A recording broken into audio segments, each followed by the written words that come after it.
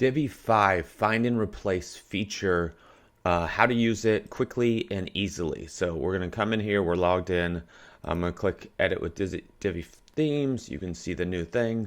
So I come in here, let me check. I need to find a link.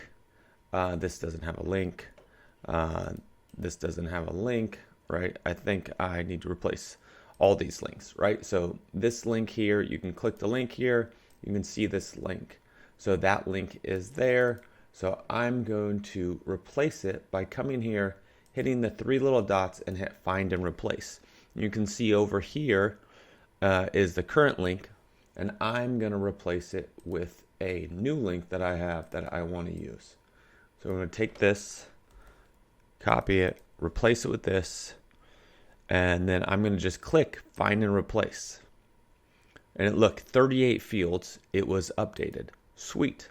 And then I can just hit save. Super easy, so much more effective. Thank you, Divi. It's saving, obviously, right? So let's say I want to do it to the content here. So I want all this in here to be all the same. So in here, whatever it shows, let's say I want to change the content of design for health here. So I come in here, click design for health, come in here, find and replace.